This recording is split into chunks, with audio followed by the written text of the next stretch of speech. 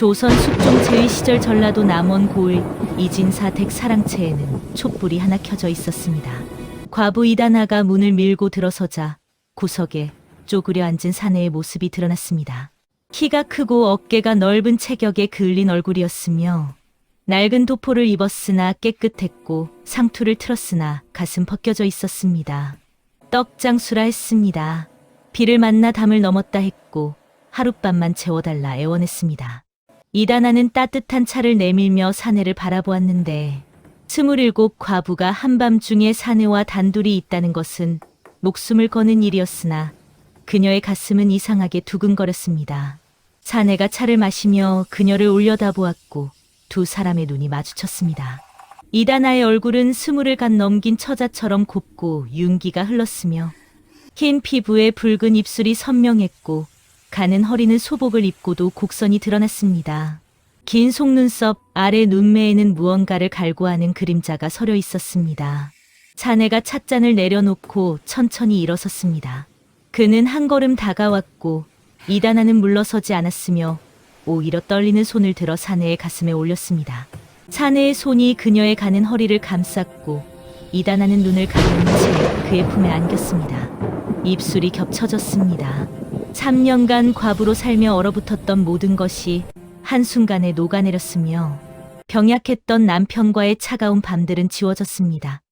사내의 손이 그녀의 등을 쓰다듬었고 이다나는 떨리는 몸을 맡긴 채 그의 어깨를 붙잡았습니다. 촛불이 흔들렸고 밖에서는 빗소리만 들렸으며 두 사람은 그렇게 서로를 탐했습니다. 얼마나 시간이 흘렀을까요? 이다나는 사내의 품에서 몸을 일으키며 흐트러진 옷고름을 매만졌습니다. 가슴이 뛰었고 죄책감과 해방감이 뒤섞였으며 무언가 돌이킬 수 없는 선을 넘었다는 것을 알았습니다. 당신은 누구요? 사내는 그녀의 머리칼을 쓰다듬으며 낮게 웃었고 하얀 이가 드러났습니다. 떡장수 한무진이요. 마님 성함은요? 이다나는 입술을 깨물었으나 이미 몸을 허락한 뒤였기에 이름을 숨길 이유가 없었습니다. 이다나라 합니다. 이 집 죽은 도련님의 아내였소. 한무진은 고개를 끄덕이며 그녀의 손을 잡고 입을 맞췄습니다. 그는 손등에 입술을 오래 머물게 했고 이다나는 그 따뜻함에 또다시 눈물이 날 것 같았습니다. 새벽이 오면 떠나겠소. 마님을 곤란하게 할 수는 없으니. 이다나는 아무 대꾸도 하지 못한 채 고개만 끄덕였습니다. 그녀는 사내의 품에서 빠져나와 문 쪽으로 걸었으나 발걸음이 무겁게 떨어졌고 돌아보고 싶은 마음을 억지로 참으며 밖으로 나왔습니다. 빗소리는 여전했고 뜰에는 홍매와 꽃이 피흩어져 있었습니다. 이다나는 자신의 처소로 돌아와 이불을 덮었으나 잠이 오지 않았으며 가슴 속에서는 뜨거운 무언가가 식지 않고 끓어올랐습니다. 새벽이 밝아올 무렵 그녀는 일어나 사랑채 쪽을 바라보았습니다. 사내는 이미 떠나고 없었으며 담 너머로는 아무 흔적도 남아있지 않았습니다. 뜰에는 빗물에 젖은 홍매와 꽃잎만 흩어져 있었고 사랑채 문틈에는 떡 한 조각이 놓여 있었습니다. 이다나는 떡을 집어 입에 넣었습니다. 하얀 떡은 아직 따뜻했고 달았으며 그녀는 그것을 삼키며 눈물을 흘렸습니다. 하룻밤이었으나 그녀의 삶은 이제 달라질 것이었고 가슴 속에는 그 사내의 온기가 여전히 남아 뜨거웠습니다. 비는 그쳤고 구름 사이로 햇살이 비쳐들었습니다. 이다나는 떡을 다 삼킨 뒤 하늘을 올려다보았으며 무언가 시작되었다는 예감에 몸을 떨었습니다. 사흘이 지났습니다. 이다나는 뒷마당 우물가에서 빨래를 하고 있었는데 손놀림이 자꾸 멈췄고 그날 밤이 떠올라 얼굴이 붉어졌습니다. 사내의 손길과 낮은 목소리가 귓가에 맴돌았으며 가슴속 어딘가가 아렸으나 후회는 되지 않았습니다. 담 너머에서 여자들의 목소리가 들렸습니다. 마을 아낙 둘이 빨래감을 들고 지나가며 수근거리고 있었는데 이다나는 손을 멈추고 귀를 기울였습니다. 요 며칠 전 새벽에 봤다니까. 이진사 댁담을 넘어 나가는 사내를 말이야. 세상에 과부 댁의 사내라니. 그것도 한밤중에 말이오? 두 여자의 목소리는 낮았으나 또렷했고 이다나의 얼굴에서 핏기가 사라졌습니다. 손에 들고 있던 빨랫감이 물속으로 떨어졌으나 그녀는 움직이지 못했으며 온몸이 얼어붙는 것 같았습니다. 소문이 났습니다. 이다나는 빨래를 집어들고 안채로 돌아왔으나 다리가 후들거렸습니다. 그녀는 방문을 닫고 이불을 뒤집었었으며 떨리는 손으로 가슴을 쓸어내렸습니다. 과부가 사내를 들였다는 소문은 죽음과 같았고 집안은 망신을 당할 것이며 시아버지는 그녀를 내쫓을 것이었습니다.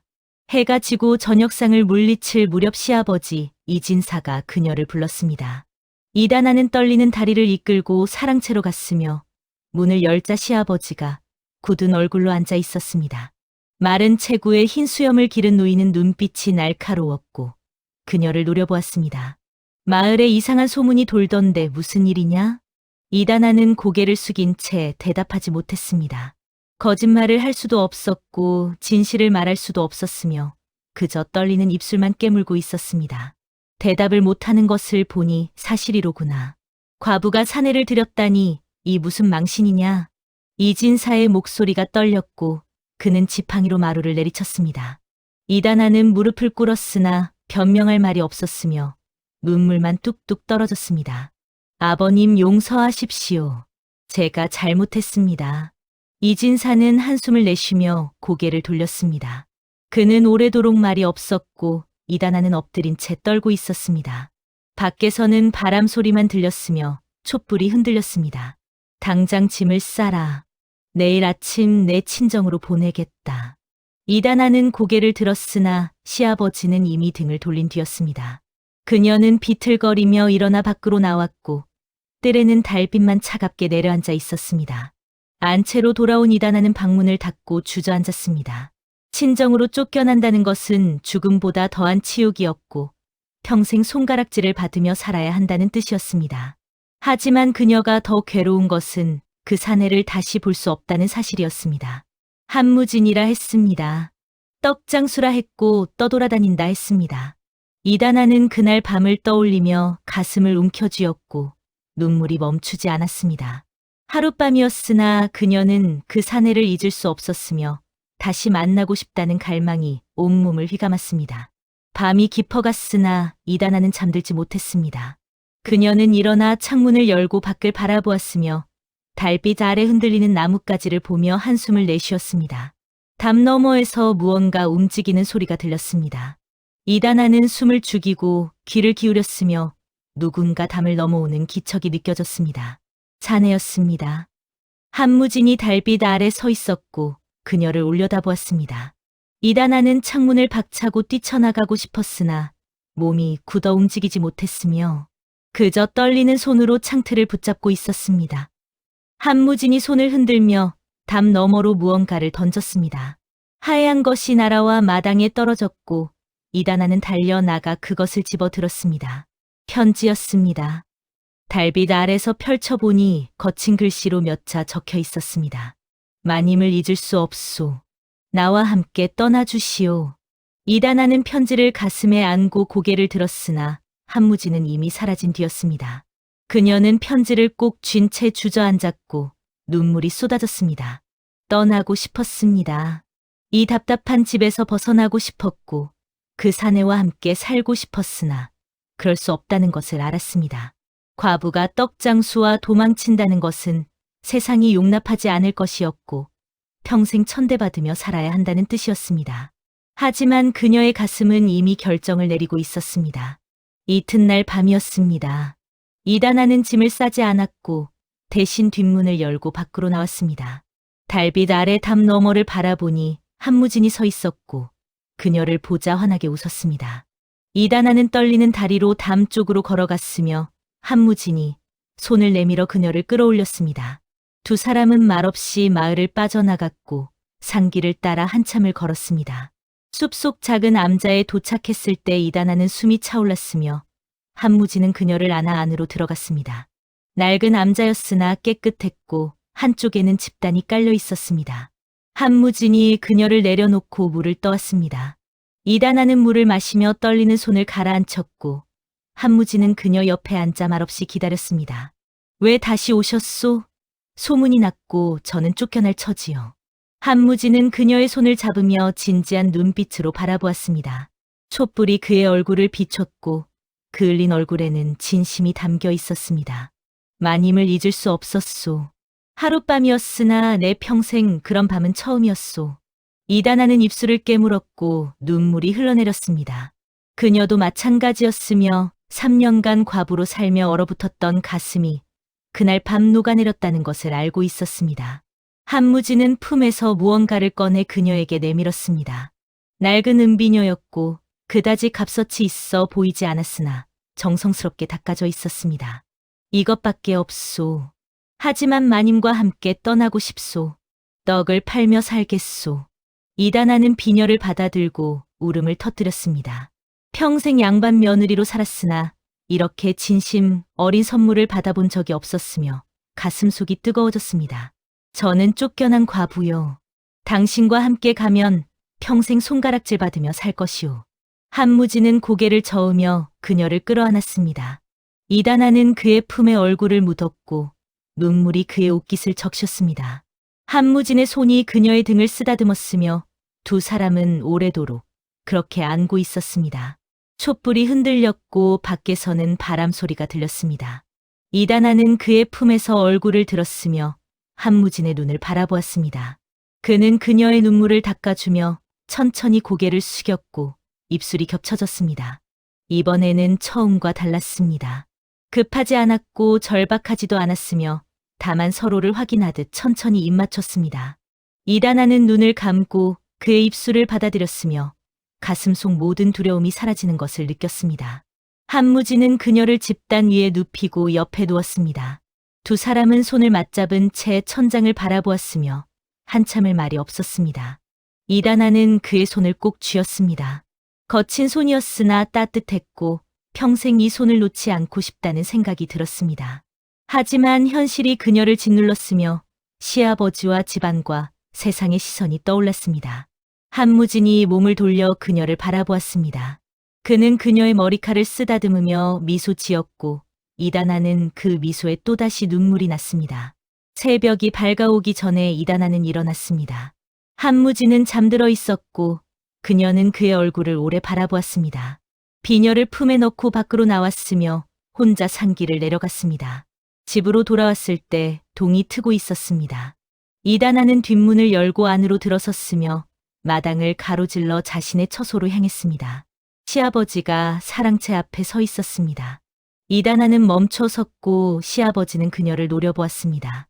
노인의 얼굴은 굳어 있었으나 말은 하지 않았으며 그저 지팡이를 짚고 돌아서서 사랑채로 들어갔습니다. 이다나는 방으로 돌아와 주저앉았습니다. 비녀를 꺼내 바라보았고 한무진의 얼굴이 떠올랐으나 그녀는 고개를 저었습니다. 갈 수 없었습니다. 시아버지를 버리고 떠날 수 없었으며 집안의 명예를 더 이상 망칠 수 없었습니다. 이다나는 비녀를 가슴에 품고 이불을 뒤집었었으며 소리 없이 울었습니다.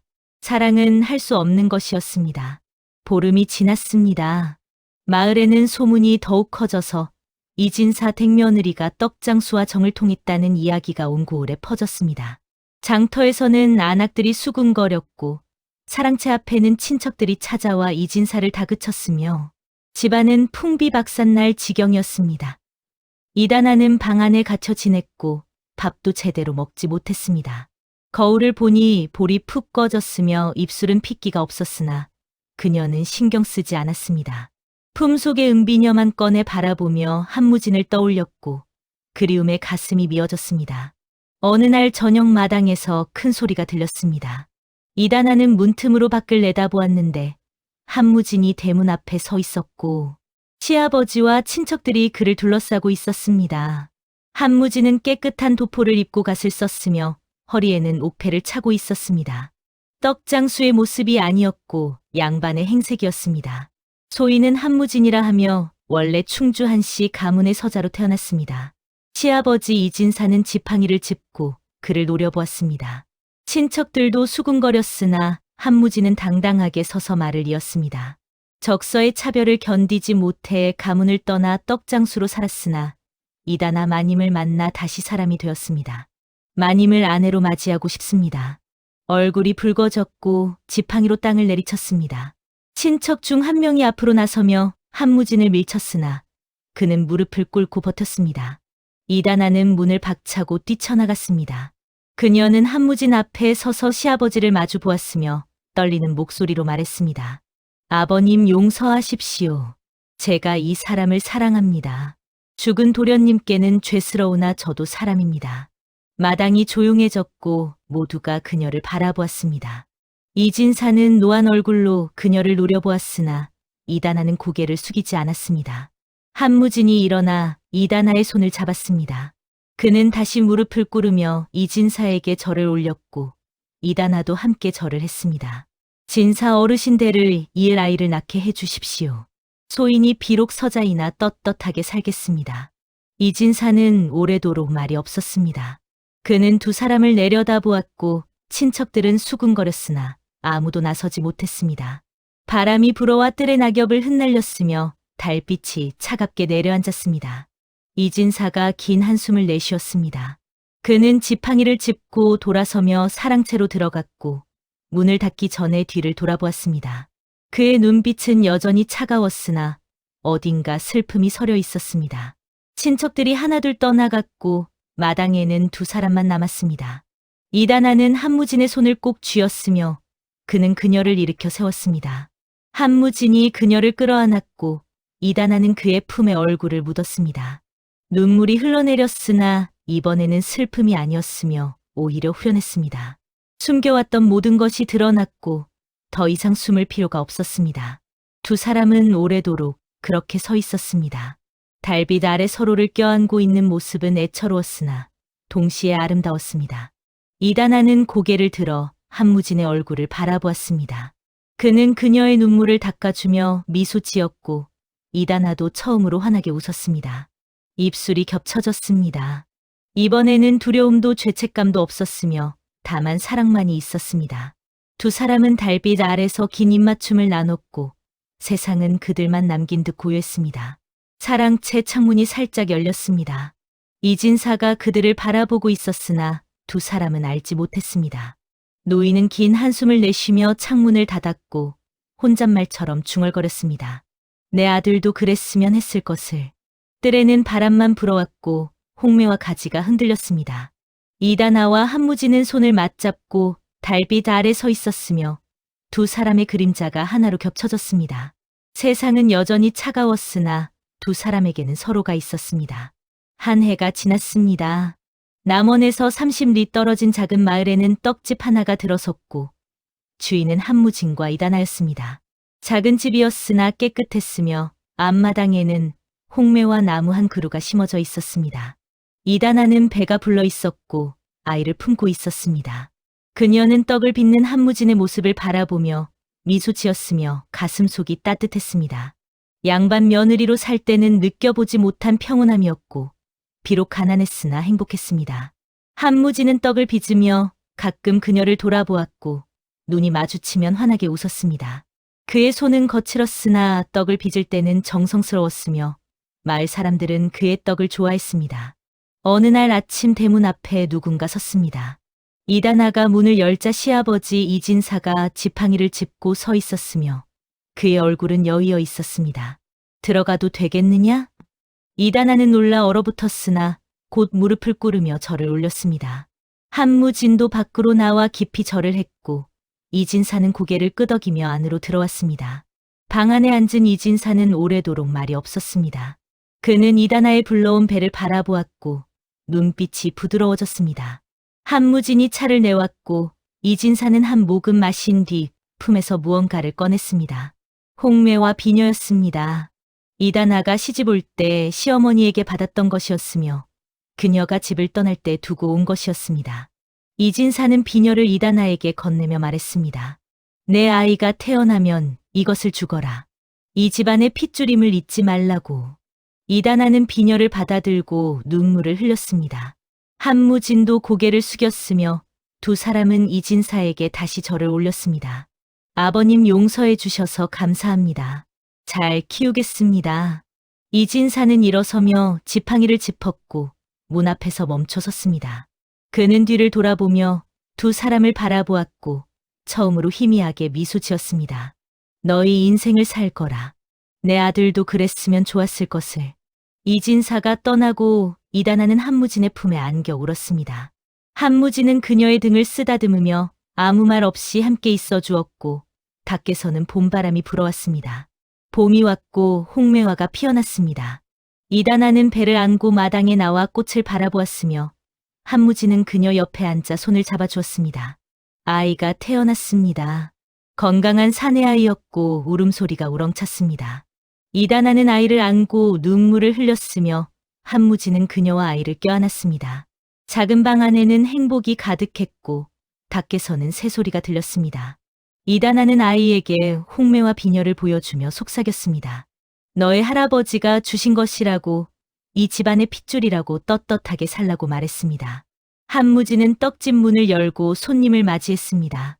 마을 사람들은 그의 떡을 사며 축하한다고 말했고 아이의 얼굴을 보며 웃었습니다.